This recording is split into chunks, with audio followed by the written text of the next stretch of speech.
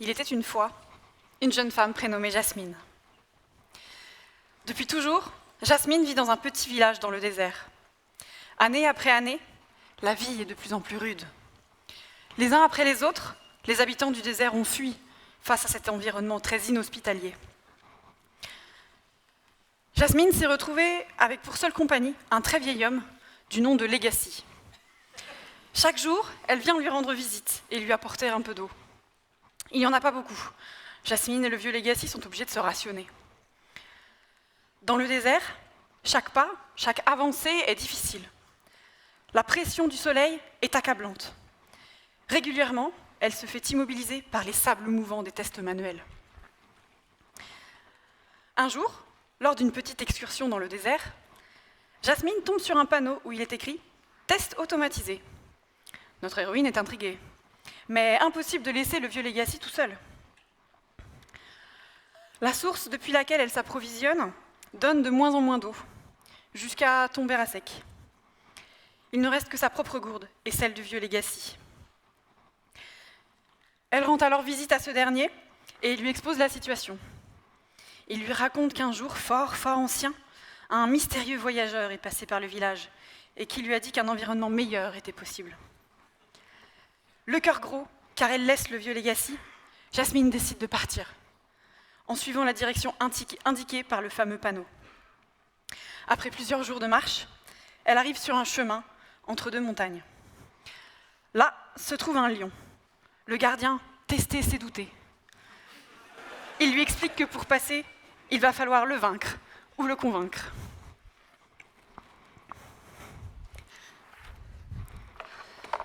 Alors, quand on teste manuellement, que ce soit en local ou que ce soit en recette, eh bien, ça prend du temps et nos tests ne sont pas 100% fiables.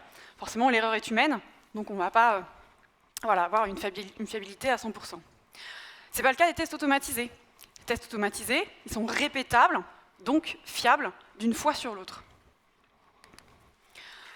En plus de cette fiabilité et de ce gain de temps, avec les tests automatisés, on va avoir une boucle de feedback plus courte.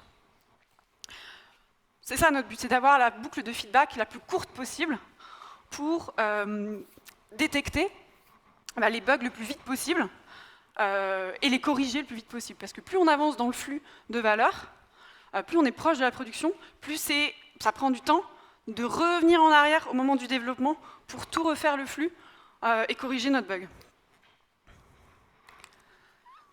Avec une boucle de feedback courte, dès que des modifications sont prêtes, eh ben, on y va. On n'attend pas les tests manuels, que les tests manuels soient OK. On va délivrer de la valeur, de cette manière, on va délivrer de la valeur plus rapidement. Et comme on livre des modifications dès qu'elles sont prêtes, eh bien, forcément, les incréments ils vont être plus petits. Et donc, on va avoir moins de risques d'avoir des problèmes sur ces incréments. On va avoir moins de risques de rollback, moins de risques d'attendre un bug fixe qui est urgent. Et finalement, on va délivrer encore plus de valeur et plus rapidement. Donc avec nos tests auto qui sont fiables, cette boucle de feedback courte, on va pouvoir identifier et corriger des bugs avant de les envoyer en production, si c'est des nouvelles fonctionnalités, et aussi empêcher des régressions fonctionnelles si la fonctionnalité est déjà en production. Donc finalement, on a moins de bugs au total, donc on augmente la qualité de notre produit. En augmentant la qualité de notre produit, finalement, nos utilisateurs et les personnes du métier vont avoir plus confiance en l'équipe qui a produit ces développements. Et l'équipe va avoir moins de pression quant à devoir livrer, toujours corriger, toujours plus vite. Et donc, de cette fait de moins de pression, l'équipe va pouvoir plus prendre le temps pour faire les choses bien et donc augmenter la qualité de son produit. C'est un cercle vertueux.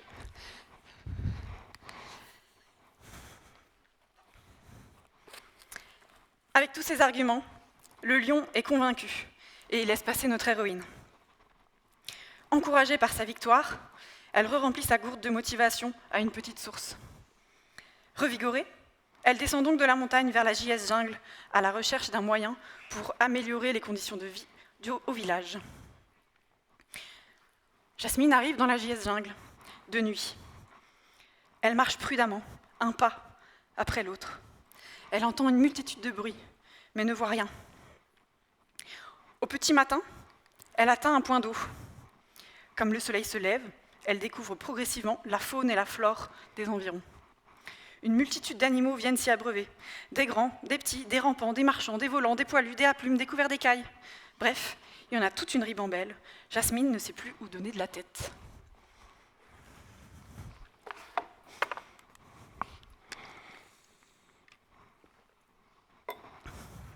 Alors, il y a différentes typologies d'outils de test. La première que je vais vous présenter, c'est le lanceur ou le test runner. Son rôle, c'est d'exécuter des tests, que ce soit dans un navigateur ou dans Node, et d'exporter les résultats de ces tests. Alors, par exemple, avec Karma, on a ce genre de résultats.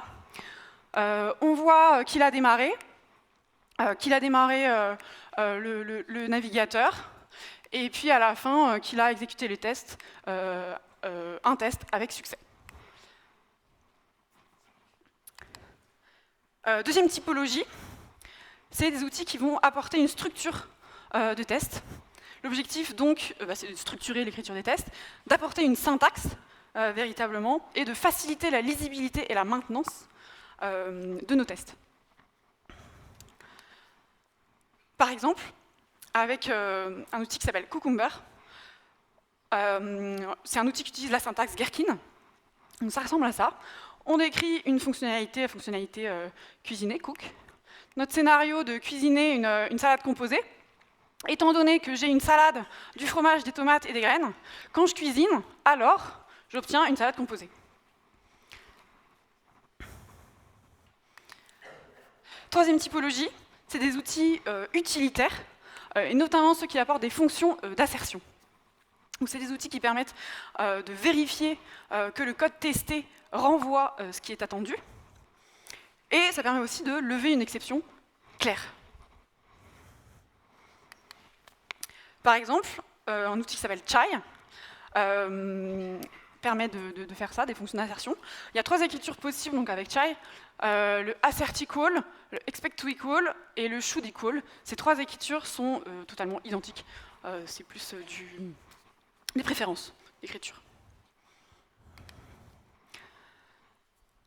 On a également des outils qui fournissent des spies, des stubs, des mocks. Ce qu'on appelle ensemble, ces ensembles-là, c'est des doublures de tests, doublures pour la partie cinéma, ou par facilité aussi, on appelle ça aussi des mocks, toute cette famille. Voilà, c'est plutôt un abus de langage. Leur rôle, du coup, c'est de simuler le fonctionnement d'autres parties, de récupérer de l'information sur les appels de fonction, et d'isoler la partie testée des autres. Donc, petit exemple avec un outil qui s'appelle Sinon, où ici, on a un stub de la méthode open sur la classe fridge, qui retourne des pommes de terre et du fromage. Alors, avec ces 4 typologies différentes, finalement, elles peuvent se combiner. Par exemple, avec Mocha. Mocha, lui, c'est en même temps un test runner et il apporte la structure. Et il y en a d'autres aussi, Jasmine, Jest et Vitest, eux, ils font tout. Donc c'est à vous de choisir, suivant ce qui vous convient, si vous préférez un outil plutôt qu'un autre, vous préférez un outil qui fait tout, pour ne pas vous complexifier la vie. Aujourd'hui, les outils qui sont les plus utilisés, on va dire, ça va être Jest et Vitest,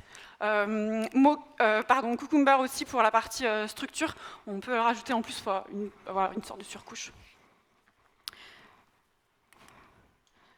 Dernière typologie dont je voulais vous parler, qui est un peu particulière, c'est les outils qui permettent de contrôler les navigateurs. Donc, leur rôle, ça va être de simuler le comportement utilisateur en prenant le contrôle d'un navigateur. Alors, il y a 3 manières de faire ça.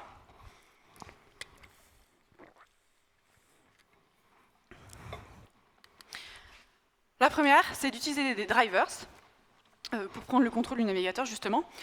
C'est ce que fait Selenium et ses dérivés, NatWatch, WebDriver.io, Protractor. Je ne rentre pas trop dans les détails parce que c'est finalement assez complexe. Plein de choses à dire aussi. Deuxième manière de faire, c'est d'injecter des scripts JS qui vont avoir accès à tout directement dans le navigateur pour simuler du coup ces événements utilisateurs. Et c'est ce que fait Cypress notamment. Enfin, troisième manière de faire, c'est d'utiliser les API natives d'un navigateur qui ont été rendues accessibles par les mainteneurs. C'est ce que fait par exemple Puppeteer avec Chrome et les DevTools protocoles. D'ailleurs, récemment, je crois aussi que Puppeteer expérimente aussi la partie Firefox. Et c'est le cas aussi de Playwright, qui buzz pas mal en ce moment, on va dire, qui a étendu ce fonctionnement aussi à d'autres navigateurs que Chrome, avec des protocoles aussi similaires forcément. Chaque navigateur a son propre protocole.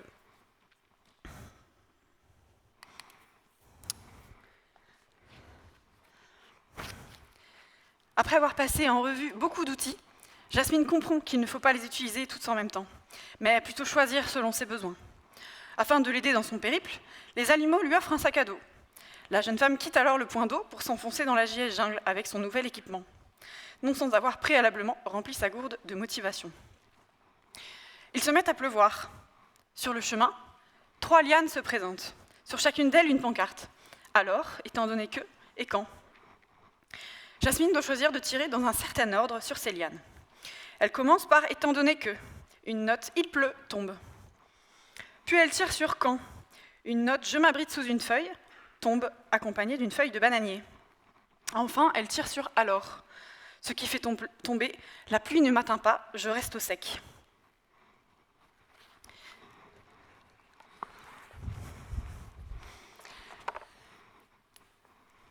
Donc ce système given when then, étant donné que quand et alors, c'est ce qu'on appelle du coup des modèles de test, patterns en anglais. Ça aide à l'écriture de tests. Donc il y a 2 patterns connus, donc je vous ai parlé du given when then, mais il y a aussi le pattern 3A, arrange, act, assert. Finalement, ils se ressemblent assez. Arrange given, c'est pour la mise en place de tout ce qu'on a besoin pour notre test. Act when, ça invoque la méthode testée. Et assert then, on va vérifier ce qu'on est venu tester. Je dirais la différence principale, c'est que le given when then a plus une composante comportementale, en plus notamment BDD, Behavior Driven Development. Alors, exemple avec un vrai test. Étant donné que j'ai un nom, Ada Lovelace, quand je cherche à le mettre en capital, alors j'obtiens le nom Ada Lovelace, donc avec des lettres capitales à Ada et à Lovelace.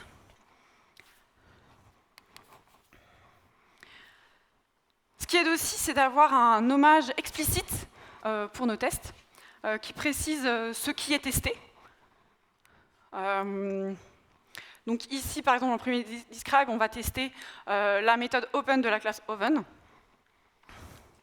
Le contexte, quand le four est froid, et les attentes, le résultat attendu, va ici que le four n'est pas prêt. Tout ça, ça permet d'avoir quelque chose qui est clair à l'écriture, à la lecture des tests aussi, parce qu'il faut les maintenir, à l'exécution, quand on l'exécute, tout ça, ça va être écrit dans l'exécution, quoi. Et notamment quand le test échoue, on va falloir débugger, corriger le test, ou corriger l'implème, du coup, eh bien, on va pouvoir savoir directement de quel test on parle.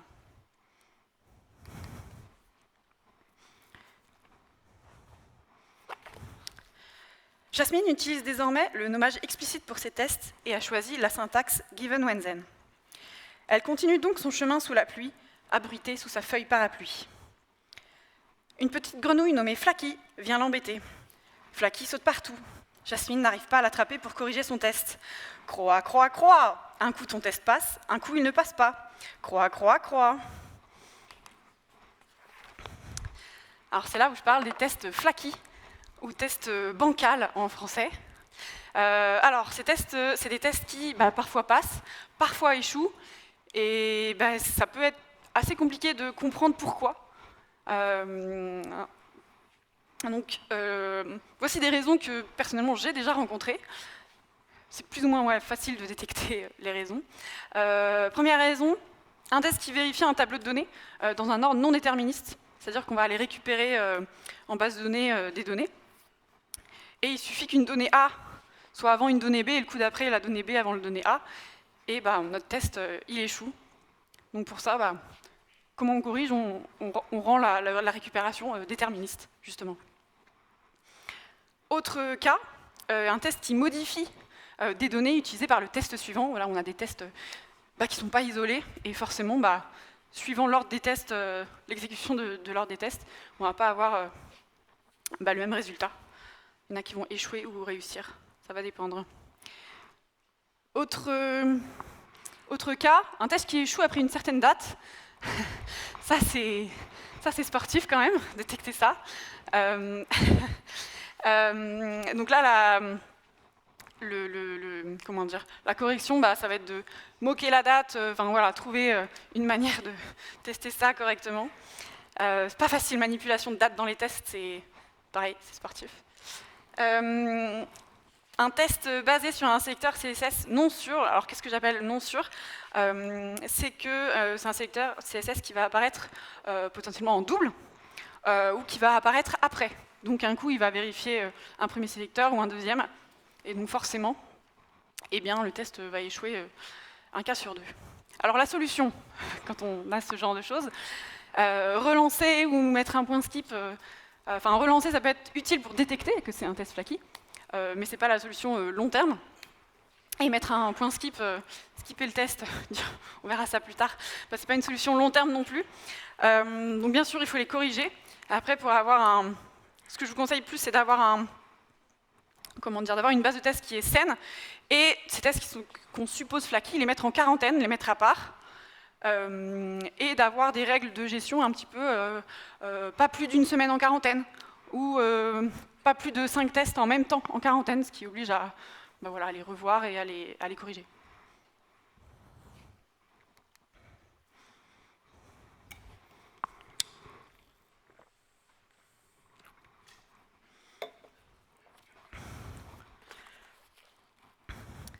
Après plusieurs tentatives, notre héroïne finit par attraper Flaky avec une coquille de noix de coco et continue sa route.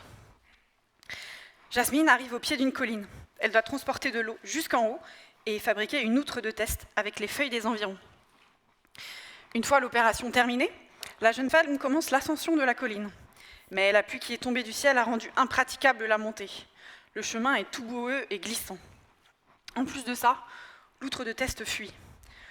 L'eau s'écoule petit à petit. Elle n'a pas été bouchonnée correctement. Jasmine glisse et dévale la pente en roulé-boulé jusque dans la mare au pied de la colline. Lorsqu'elle se relève péniblement, la jeune femme se rend compte qu'elle est au beau milieu d'une querelle entre animaux de la JS Jungle.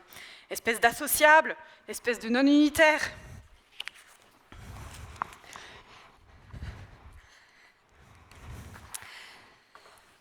Alors, ce qu'il faut savoir, c'est que dans le monde tech, il y a pas mal de dissensions sur les tests. La principale dissension repose sur les définitions. Pour un test unitaire, par exemple, on teste une unité. Ok, test unitaire, unité, jusque-là, ça va. Mais c'est quoi une unité? Est-ce que c'est une classe, une fonction, un composant? Autre question pour laquelle personne n'est d'accord, c'est est-ce qu'on fait des tests unitaires sociaux ou des tests unitaires solitaires? Alors, qu'est-ce que c'est un test unitaire social?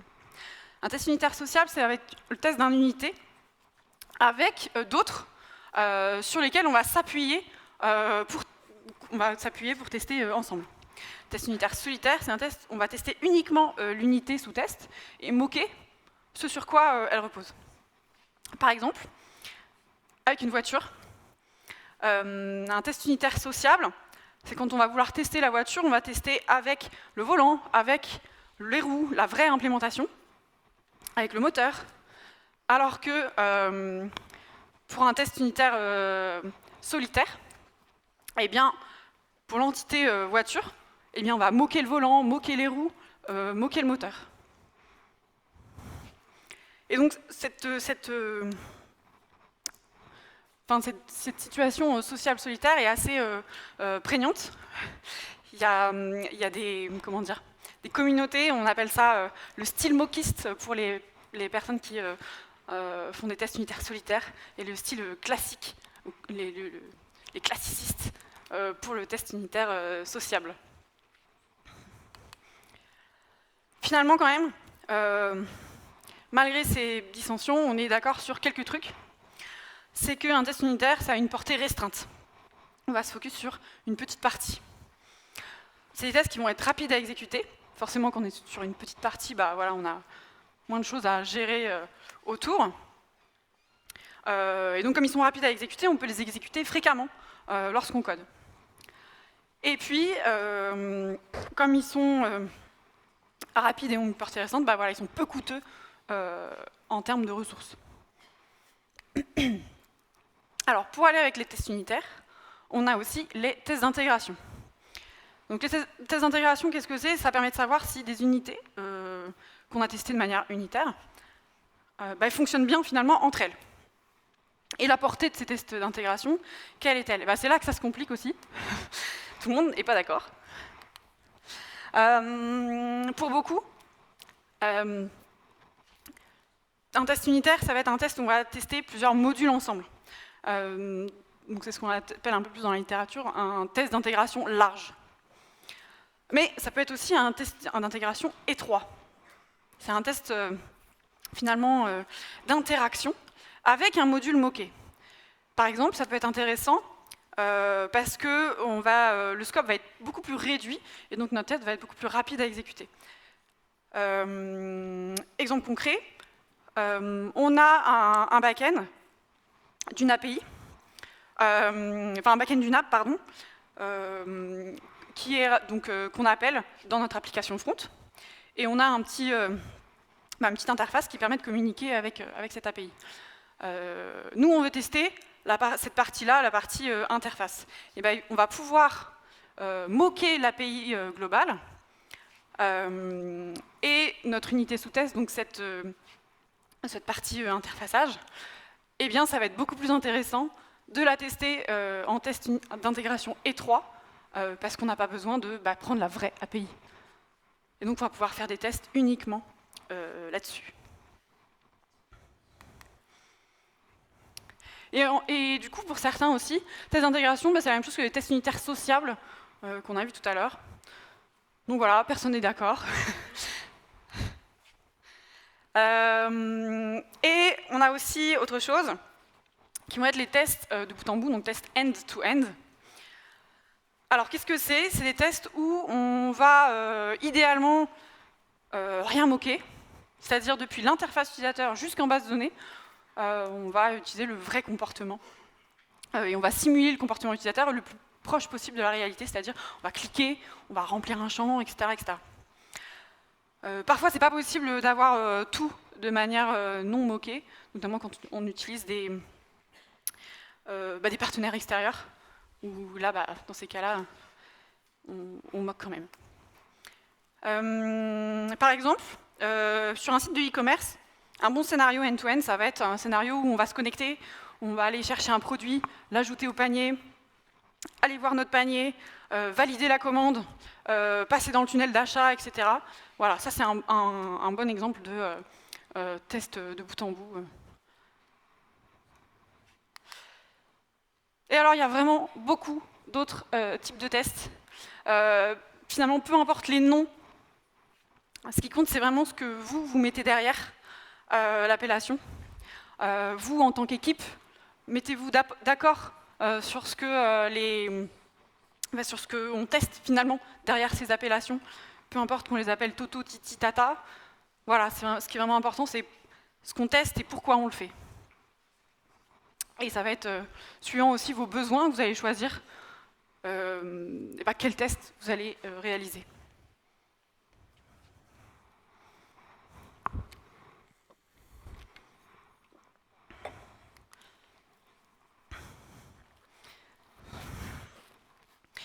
Jasmine choisit de faire simple. Tout d'abord, elle se dirige vers un colibri, symbolisant le test unitaire, lui permettant de tester des fonctions utilitaires. Ensuite, elle va à la rencontre d'un zèbre, désignant les tests d'intégration, afin de tester les composants et les pages de son application. Enfin, elle s'approche d'une tortue géante, représentant les tests de bout en bout, pour tester des scénarios entiers de l'application. Les 3 animaux lui donnent alors des bottes, afin de mieux pouvoir progresser dans la boue. Notre héroïne reprend alors son ascension avec ses nouvelles bottes, après avoir colmaté son outre de test. Au petit matin, Jasmine arrive en haut de la colline. Elle tombe nez à nez avec un rhinocéros, qui défonce tout ce qu'il voit. Il lui assène « Tes tests là, j'espère qu'ils sont pas fragiles ?» et lui fonce dessus. La jeune femme l'esquive de justesse, une première fois, une deuxième. Elle se repasse à plusieurs reprises pour l'éviter, et c'est épuisant. Elle comprend que changer sa position tout le temps n'est pas viable.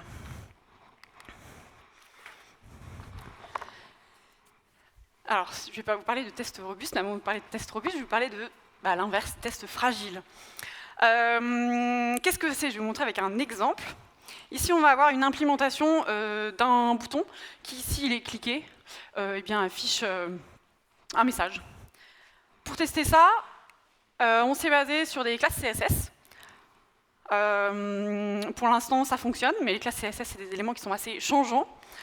Du coup, si on renomme la classe dans l'implémentation, on se rend compte que notre test, il échoue. Notre test nous donne une alerte comme quoi la fonctionnalité est cassée, sauf que ce n'est pas le cas, on a juste renommé une classe. C'est ce qu'on appelle un faux positif.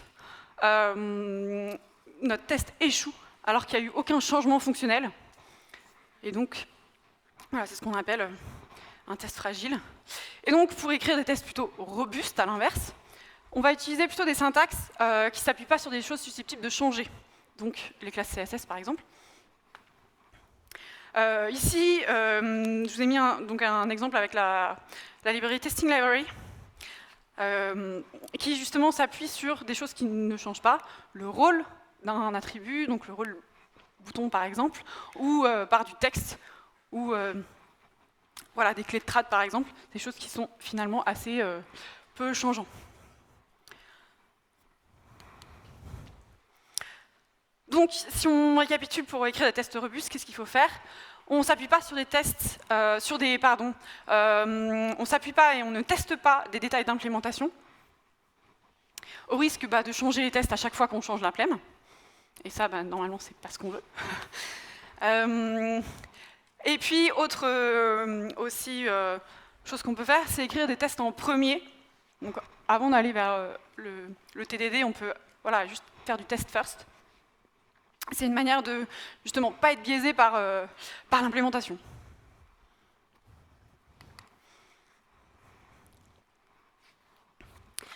Afin de pouvoir encaisser les chocs, le rhinocéros lui fait cadeau de mitaines de combat solides. Pour descendre la colline, Jasmine s'installe dans la luge qui se trouve là et amorce sa descente sur le chemin boueux. Elle écrit donc plein de tests de chaque type, forte de ses connaissances récentes. La luge s'emballe, va de plus en plus vite, et malheureusement, elle n'a pas le temps de voir le trou au milieu du chemin, et tombe dedans. Ces tests s'exécutent lentement et sont coûteux. Jasmine est dépitée, sa motivation est atteinte.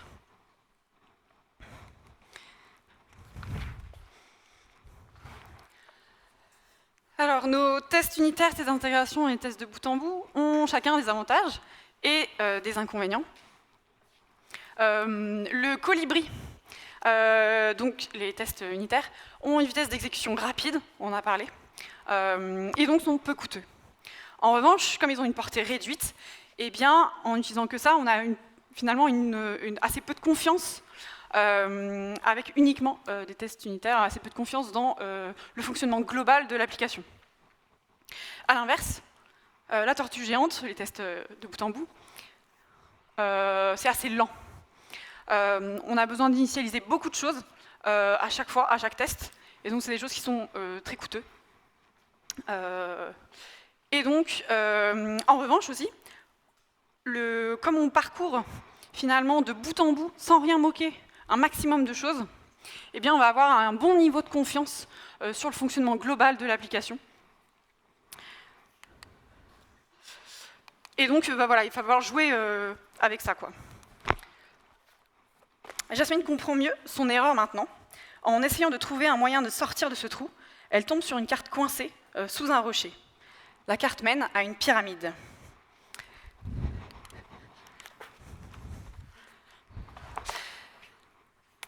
Donc c'est là où je parle de la fameuse pyramide des tests. Alors qu'est-ce que c'est la pyramide des tests? C'est un modèle qui indique quelle proportion globalement de chaque type de test écrire. Donc en bas, on va retrouver les tests unitaires. On va en écrire beaucoup, car ils sont rapides et peu coûteux. Ensuite, on va avoir les tests d'intégration, qui sont un peu plus lents et donc un peu plus coûteux, donc on en écrit un peu moins. Et tout en haut, on va avoir les tests de bout en bout. Ils sont très lents et très coûteux, donc on en fait peu, mais c'est les tests sur lesquels on est les plus sûrs. On est plus sûr du bon fonctionnement global de l'application. Donc ils sont quand même utiles. Les 3 animaux, revenus pour aider Jasmine, lui lancent une corde qu'ils attachent à une branche. Notre héroïne sort du trou et, à l'aide de la carte, se dirige désormais vers la pyramide de tests. C'est alors que Flaky refait son apparition. « Croix, croix, croix, tu pensais être débarrassé de moi, mais je suis là, ton test ne passe plus. Croix, croix, croix. » La jeune femme tente d'attraper la grenouille, sans succès.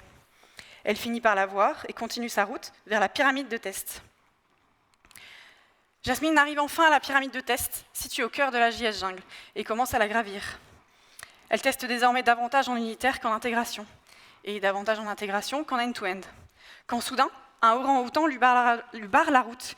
Il lui demande « Tous tes tests sont utiles, vraiment ?»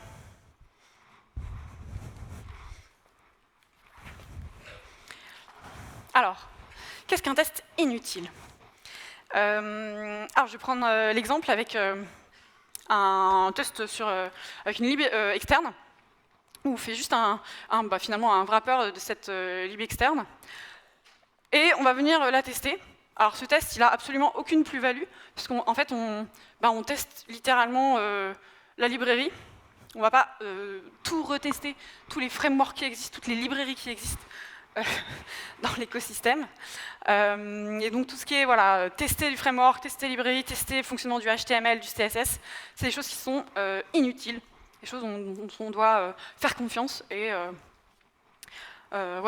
avoir confiance dans le fait qu'ils sont déjà fonctionnels et c'est déjà testé directement dans leur implémentation. Autre exemple, ici on a une classe fridge et la méthode open qui, dans un cas, retourne nul. On appelle cette méthode open, la classe fridge, dans une fonction cook ici. Et c'est cette fonction cook qu'on va tester ici en stubant notre méthode open en retournant nul. Donc le test passe, tout va bien, c'est nickel. Et surtout, on retourne nul ici alors qu'ici on retourne nul, donc c'est cohérent, tout va bien. Sauf que maintenant on change l'implème. On retourne tableau vide. Et le test continue de passer alors qu'on a changé le fonctionnel. Alors que le test, du coup, devrait casser. Donc ça ne va pas. C'est ce qu'on appelle un faux négatif. Le test est inutile. Qu'est-ce qu'on aurait dû faire ici? C'est juste que ce type de test n'est pas adapté à ce genre d'implémentation. Aussi, quand on a trop de mock, là, on a toute une ribambelle pour tester la méthode cook, eh bien, on va perdre tous les bénéfices de tester, car à chaque fois qu'on va modifier l'implème, on va modifier le test. Donc ça perd de son sens. Ici, donc probablement que le test unitaire solitaire n'est pas adapté à cette méthode, puisqu'on a besoin de beaucoup de doublures de tests. Donc finalement, pour faire des tests utiles, première chose, c'est on teste au bon niveau. Quand on a des tests qui ont des interactions fortes avec d'autres systèmes, on va plutôt privilégier des tests d'intégration. Sur du code trivial aussi, où il n'y a pas de logique, des getters, des setters, eh bien, c'est inutile de faire des tests unitaires. De toute façon, ce sera testé, ce sera couvert par des tests qui sont voilà, de plus haut niveau. Et puis, utiliser les fameux mock à bon escient. Donc, il y en a plusieurs types, je l'ai dit, des spies, des mugs, des stubs, des fakes, des dummies. Aller chercher, c'est assez complet, ce à quoi ils peuvent servir. Je vous ai même mis un petit lien, d'ailleurs, à la fin, si vous voulez chercher plus sur ce sujet. Finalement, tous ces tests ne sont pas pertinents. La pyramide commence alors à s'effondrer. Juste à temps, l'orang-outan offre un grappin à Jasmine. Tant bien que mal, elle continue son ascension à l'aide du grappin, malgré l'effondrement.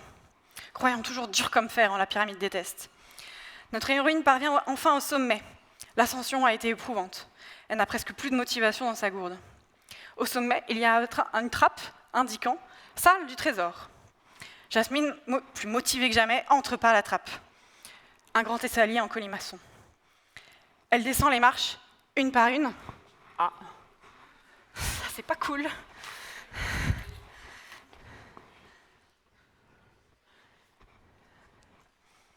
Je continue l'histoire. Elle descend les marches, une par une, encore et encore.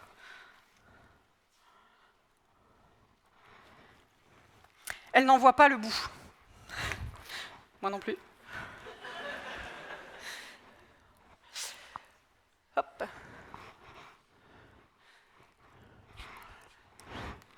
Allez, c'est parti.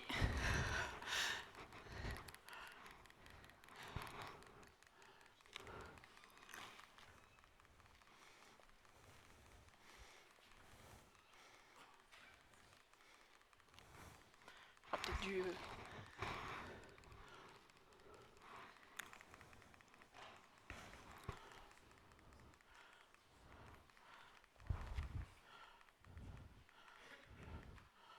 Ah voilà, je suis allée trop loin, j'ai spoilé. Cachez-vous les yeux. Zut. Je vais faire à la main, ça va être plus simple parce que là... Je suis vraiment allée trop loin.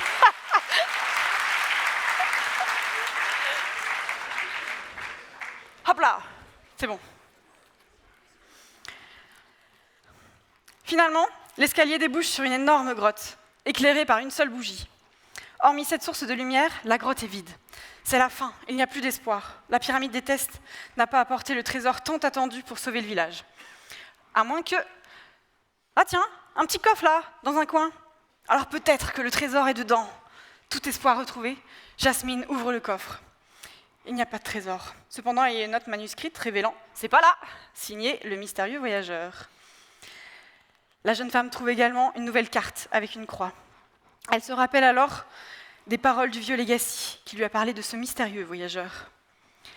Jasmine, remplie de sa nouvelle gourde et de nouveau motivée, repart dans la Jiezhang, vers la croix indiquée par la carte.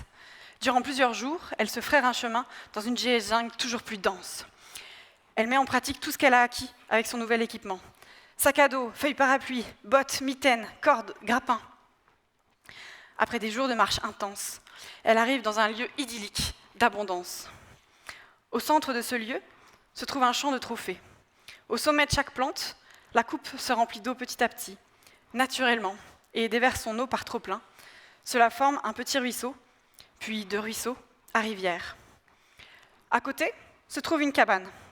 Non loin de là, le mystérieux voyageur observe la scène. Notre héroïne va à sa rencontre pour comprendre ce que sont ces plantes.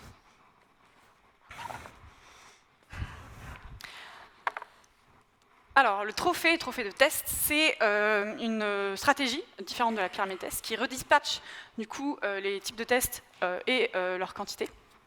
Alors, pourquoi cette forme ? Alors en bas, on va retrouver tout ce qui est analyse statique, donc les linters, le typage avec TypeScript. Juste au-dessus, on va avoir les tests unitaires de bas niveau et tests unitaires. En fait, ce qu'il faut comprendre, c'est que dans les frameworks front, aujourd'hui, c'est des frameworks orientés composants. Donc les composants vont être l'unité Sauf que ces unités vont avoir beaucoup d'effets de bord. Donc ça va être très dur, très compliqué et pas du tout pertinent de les tester de manière unitaire. Donc c'est pour ça que toute la partie test unitaire va être très petite. Et on va par contre avoir des tests unitaires de bas niveau qui va être tester toutes des fonctions utilitaires. Voilà, nos fonctions unitaires, les hooks, etc. On va pouvoir là, par contre, les tester en unitaire. Et ensuite, on retrouve les tests d'intégration, donc qui est beaucoup plus large, parce que c'est là où on va tester tous les effets de bord, nos composants, etc. Et les tests de bout en bout qui sont tout en haut, ça ne change pas. Alors bien sûr, il y a plein d'autres formes qui existent. Ce qui est important de comprendre, c'est qu'adopter une forme plutôt qu'une autre, ça va dépendre de nos besoins, de notre contexte, si c'est une grosse application, une petite application, du front, du back, sur quel métier on est. Au-delà d'adopter une forme et de débattre de quel pourcentage de chaque type on doit mettre, ce qui est important, c'est que nos tests doivent profiter avant tout à l'utilisateur final. Nos tests doivent ressembler à la manière dont l'utilisateur final utilise notre application et ça nous donnera plus de confiance dans le fait qu'elle fonctionne.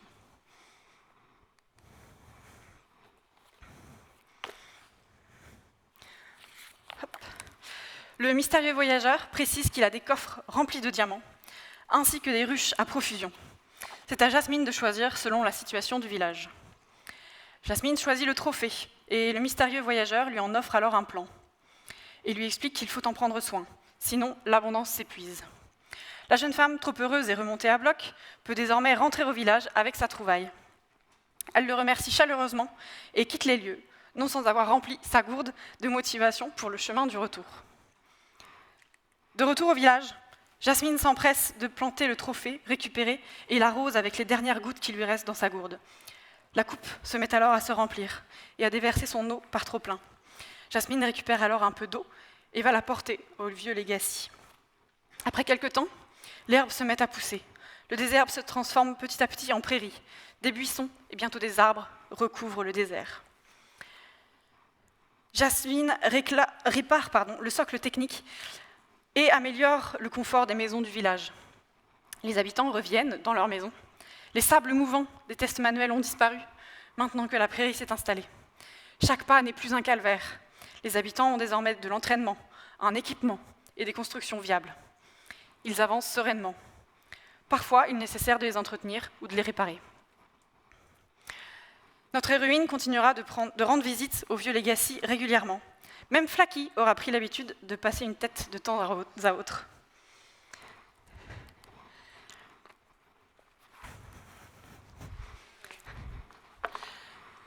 Alors, durant le périple de Jasmine, on a appris pas mal de choses. Pour commencer, on a compris pourquoi c'était important de faire des tests automatisés. Avec une boucle de feedback courte, on délivre des petits incréments plus rapidement et ça va nous permettre d'améliorer la qualité de notre produit. Ensuite, on a vu qu'il y avait des typologies d'outils différentes et plein d'outils à dispo. On va devoir choisir le ou les bons outils en fonction de nos besoins, nos problématiques. Pour s'aider lors de l'écriture des tests, c'est utile d'avoir un cadre, notamment quand on débute. Et donc, c'est ce qu'apportent les modèles de tests. Et c'est important aussi d'avoir des nommages de nos tests qui sont explicites. Ensuite, on a découvert des distensions dans le monde tech sur le test unitaire, test d'intégration, test end-to-end, et l'existence aussi de plein d'autres types de tests. Ce qui est important, c'est dans la classification des tests, en cette dénomination test unitaire, test d'intégration, test end-to-end, c'est uniquement utile pour générer des discussions dans vos équipes et d'expliciter ce que chacune met derrière. Et comme je l'ai dit, peu importe le nom, ce qui compte, c'est ce que vous testiez, de quelle manière et quand. Et pourquoi, bien sûr. C'est là où on a introduit les tests robustes. Donc ne pas vous attarder sur les détails d'implémentation dans vos tests et corriger vos tests Flaky. Par la suite, on a découvert qu'il y avait un équilibre à trouver. On ne pouvait pas avoir tout avec nos tests unitaires, tests d'intégration et tests end-to-end entre le coût, la rapidité et la confiance. C'est ce que la pyramide de tests nous apprend. Après quoi, en essayant d'atteindre cette pyramide de tests, on a compris que c'était important de tester au bon niveau, tout ça pour avoir des tests qui servent à quelque chose, qui sont utiles finalement.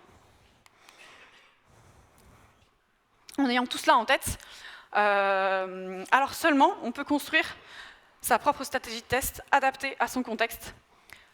La forme de trophée qu'on a vue est particulièrement adaptée au front. Alors vous allez me dire du coup plus de tests manuels.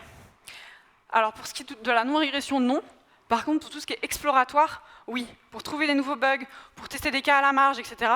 Là, la plus-value humaine va être très intéressante. Le plus important, voilà, c'est de ne pas avoir un blocage au niveau de la mise en production, pas bloquer le flux de valeur. Et puis, vos testeurs, vos testeuses seront contents et contentes de ne plus avoir à retester 3000 fois la même chose. Ils vont dire merci. Encore beaucoup de choses sont à découvrir dans la JS Jungle. Test Driven Development, outils de régression visuelle, tests de charge. La JS Jungle n'est pas loin. Et désormais, Jasmine ainsi que tous les habitants du village sont équipés pour effectuer des excursions. Ils pourront donc aller piocher des choses selon leurs besoins et problématiques. C'est tout pour moi. Je m'appelle Lise Kennel, je suis consultante développeuse web et tech lead chez Zenica. Je suis également Women Techmaker Ambassador. Ici, je vous ai mis tout un tas de ressources. Je pourrais remettre cette slide si ça vous intéresse, qui m'ont aidé du coup à construire ce talk et puis pour aller plus loin sur le sujet. Et je vous remercie également. Merci à Rack Le Boop qui m'a aidé pour l'histoire. Merci beaucoup.